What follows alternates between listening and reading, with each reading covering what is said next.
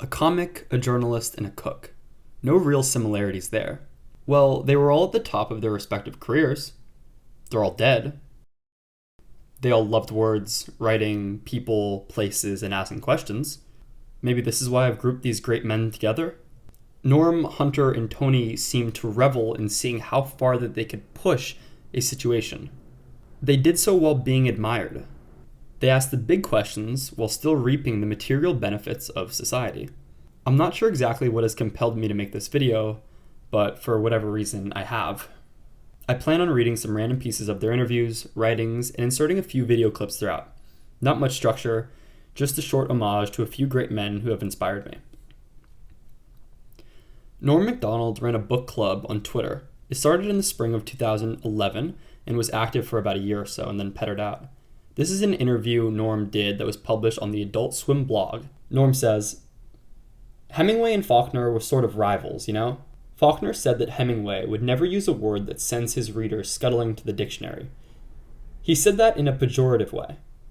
And then Hemingway replied, Faulkner thinks I don't know those $10 words, but I do know them. It's just that I know older ones that are simpler and nobler and truer. I just love that.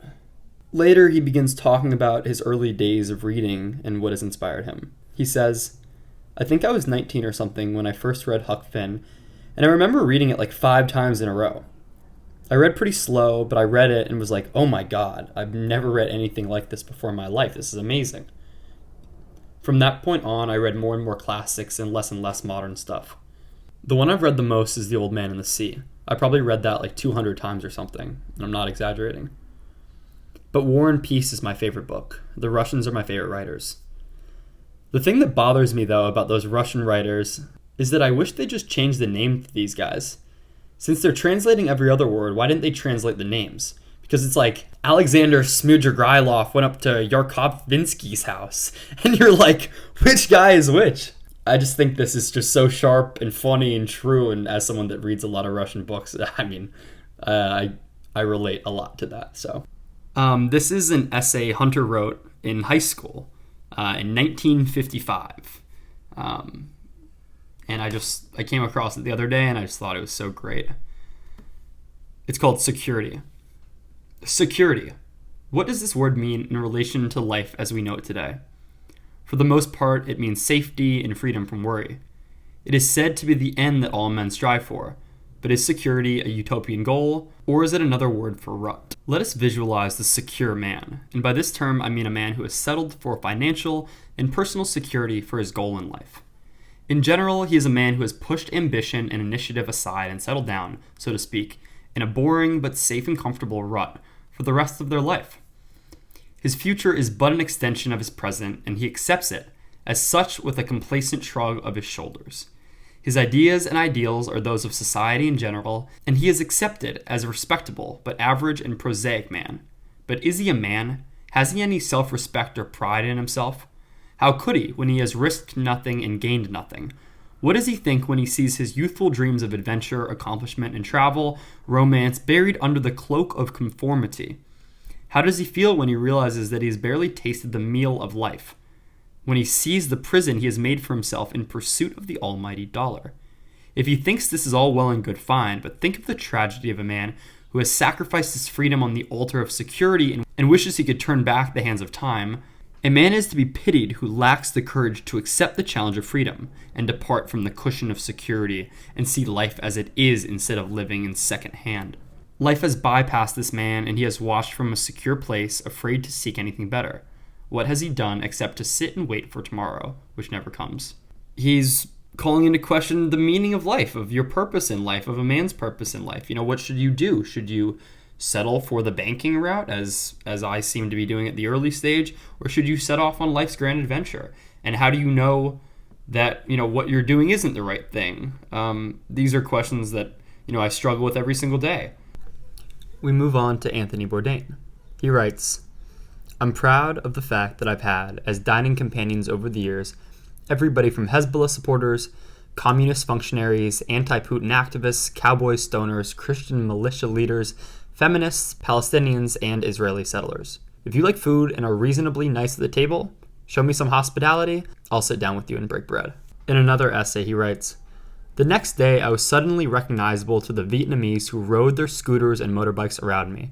They'd seen me in the newspapers and again would point at me, shouting, "Bun Cha, Mr. Bun Cha." A few young Vietnamese who spoke English approached me and told me with tears in their eyes how incredulous they were, how shocked and how proud that the President of the United States had come to their town and eaten not pho or spring rolls, which they would have expected, but bun cha. Bun cha, it was theirs, their proud local specialty. And Hanoi beer, they couldn't get over it, and on a low plastic stool in the kind of place they always ate. Later he writes, "I will sure as shit remember this trip to Vietnam. Not very long ago at all, I was a 44-year-old guy still dunking French fries with no hope of ever seeing Rome, much less Hanoi, much less ever sitting across from the President of the United States talking about hot dogs." In another piece, Bourdain writes, "Senegal is one of the best arguments for travel I can think of, because the more we see of the world, actually meet who we're talking about, or think we're talking about, take a walk, however briefly, in other people's shoes, see how other people live, people who are supposedly so different than ourselves, we find ourselves, and so often and so inevitably happens, as recipients of random acts of hospitality and kindness from total strangers. Then the better we shall be." In talking about Thailand, he writes, "To be fortunate enough to be able to visit Thailand, to eat in Thailand, is a deep dive into a rich, many-textured, very old culture containing flavors and colors that go far beyond the familiar spectrum. Given our limited time on this earth, the near limitless variety of sensory experiences readily available, you don't want to miss any of it." He sums this up so well when the intro of Parton Known, he says, "I'm looking for the extremes of life." And that's what he represents to me. Someone who's pushing the bounds, traveling the world, meeting everyone, willing to do anything just to, experience life at its, most extreme. In the crevices of life is where all the good stuff is found. Hunter S. Thompson. The more I read about him, the more complicated of a character really emerges. I haven't read a lot of Hunter's work. I've just heard a lot of people talk about him, and I've really liked Fear and Loathing in Las Vegas, and I've read clips of the writing, which is actually surprisingly similar to the movie. And also last night I read a good chunk of Fear and Loathing on the campaign trail. I skipped about the middle third, but the beginning and end. I love the way he blended this personal opinion and perspectives into a story that otherwise never would have been told. The intro is him, writing and going on tangents constantly. And then he somehow becomes incapacitated, I believe from drugs, and someone else is basically interviewing him. And I just have just one section that I thought was really interesting. That was is so relevant, even, this over 50 years later now. So Hunter writes, and obviously this is without context, so bear with me. Hunter writes, or says, "Yeah, I'd do almost anything after that, even run for president. Although I wouldn't really want to be president. As a matter of fact, early on in the 72 campaign, I remember telling John Lindsay that the time had come to abolish the whole concept of the presidency as it exists now, and get a sort of city manager type president. We've come to the point where every 4 years this national fever rises up, this hunger for the savior, the white knight, the man on horseback, and whoever wins becomes so immensely powerful, like Nixon is now, that when you vote for president today, you're talking about giving a man dictatorial power for 4 years. I think it might be better to have the president sort of like the King of England or the Queen, and have the real business of the presidency conducted by a city manager type, a prime minister, somebody who's directly answerable to Congress, rather than a person who moves all his friends into the White House and does whatever he wants for 4 years. The whole framework of the presidency is getting out of hand. It's come to the point where you almost can't run unless you can cause people to salivate and whip on each other with big sticks. You almost have to be a rock star to generate the kind of fever you need to survive in American politics." I mean, how true is that statement? I mean, given who won the last election and, what the state of our politics have been for the last decade, he's pretty spot on 50 years early. And this is obviously a dark story, so just bear with me here. At 5:42 p.m. on February 20th, 2005, Thompson died from a self-inflicted gunshot wound to the head at Owl Farm, his fortified compound in Woody Creek, Colorado. His son Juan, daughter-in-law Jennifer, and grandson were visiting for the weekend. His wife Anita, who was at the Aspen Club, was on the phone with him as he cocked the gun. According to the Aspen Daily News, Thompson asked her to come home to help him write his ESPN column, then set the receiver on the counter. Anita said she mistook the cocking of the gun for the sound of his typewriter keys and hung up right as he fired. Will, his grandson, and Jennifer were in the next room when they heard the gunshot, but mistook the sound for a book falling and did not check on Thompson immediately. Juan found his father's body.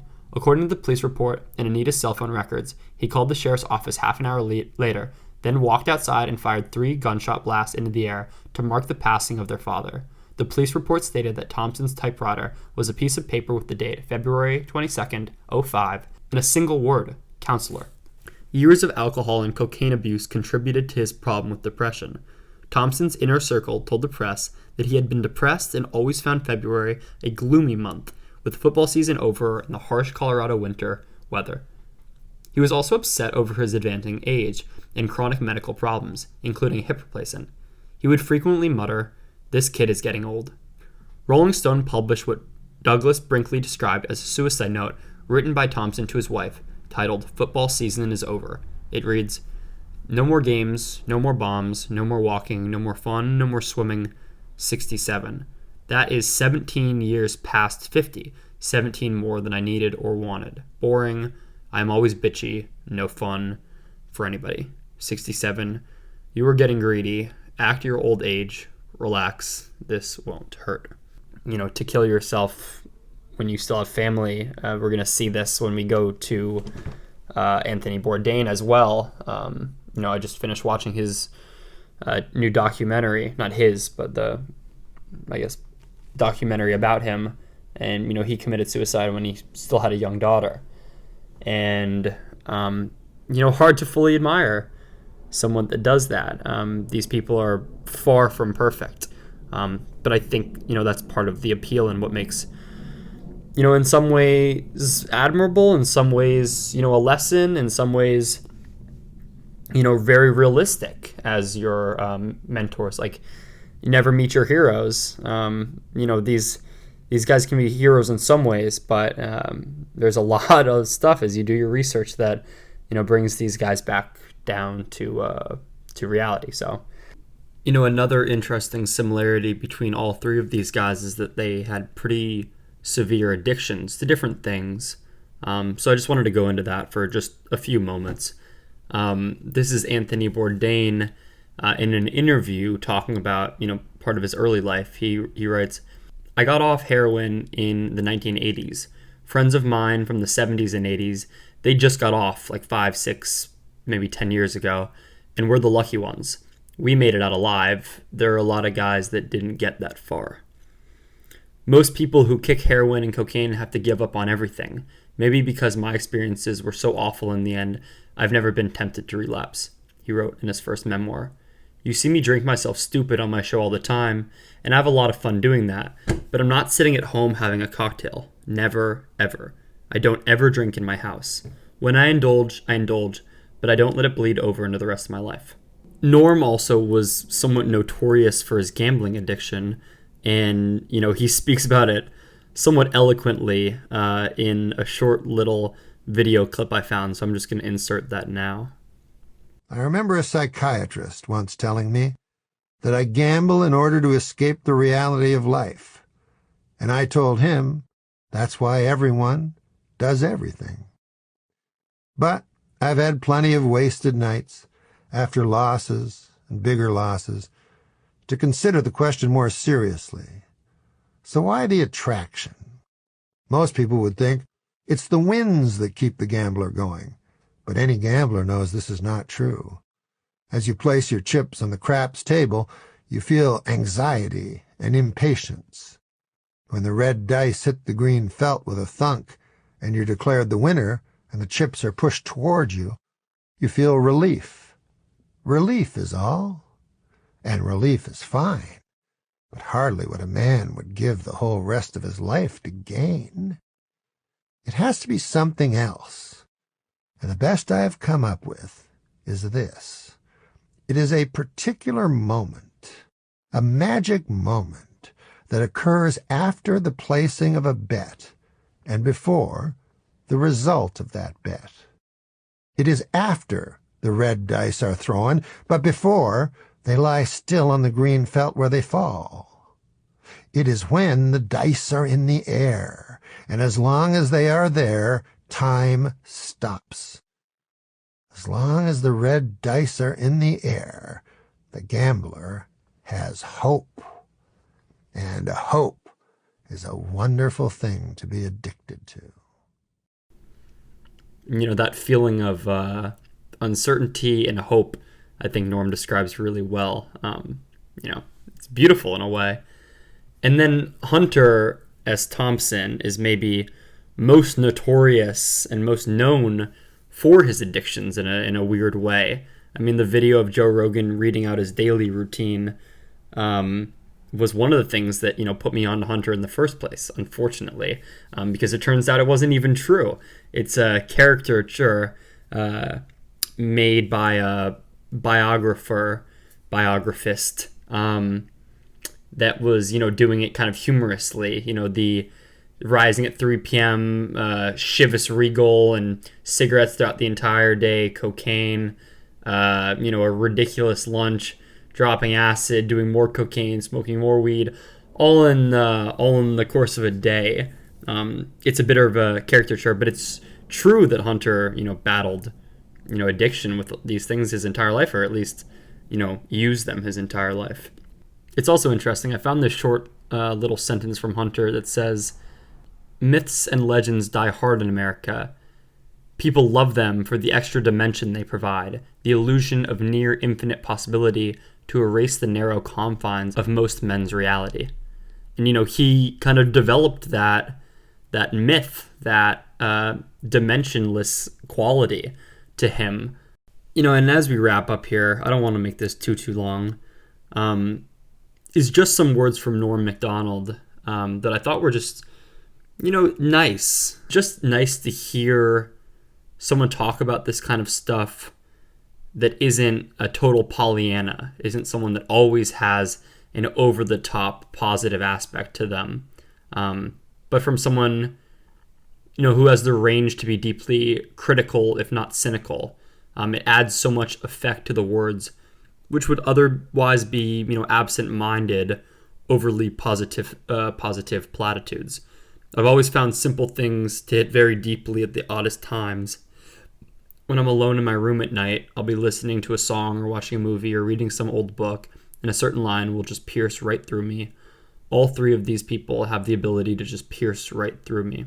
Norm writes, "People underestimate the power to love. They think it is difficult or even unattainable.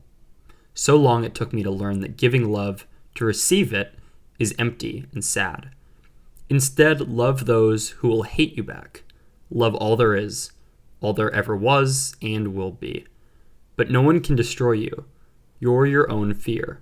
Love with all your might, and you will see the world for what it is, and you will be happy. And you will be happy when you stop searching for happiness and simply be. And that is when your love will pour into the world. And finally, you will be happy for all time. Love, sleep well. Tomorrow is a wonder waiting." Like I said before, I find these words pretty simple, but this goes back to the original idea that using a $10 word, Hemingway kind of always chose to use older and nobler and truer words. To say something is to affect change. It just makes me happy to think that Norm was trying to affect change by talking about love, to get people to love unconditionally, unrelentingly. That makes me happy, and I think I will do my best to try to live in his honor in this way. So I'm not sure how much I've actually said. I still don't know what it is about these three exactly that's always stuck with me, what binds this story together. I found out that they all loved Bob Dylan. They all had addictive tendencies. They all were at the top of their field. Two of them committed suicide. One died of cancer. Norm was dying of cancer and didn't tell anyone, not even his closest friends. I want to say maybe it's their adventurousness that's always stuck with me. The fuck you to society that they let off in the funniest, subtlest, and smartest ways. The intelligence, all three of these guys were super smart, thoughtful, well-read, well-traveled, and yet they did so with a flair, with authenticity, but also with, a calmness or relaxedness. It wasn't over the top, and it not being over the top made it feel over the top. They were just such a cool version of what people could be, to me at least. So I don't know if I've answered any questions, or if I really even had questions to begin with. This was just a desire that I had to put together my thoughts on a few cool cats, and hopefully someone out there listening enjoyed this little compilation that I put together. So thank you all. If you're listening, I love you, and I hope you subscribe, because I want to do more things like this. This was a really interesting, fun video to make, and really affected me for the few days that I was making it. So yeah, hopefully it affects you guys in a way too. See you later. Bye.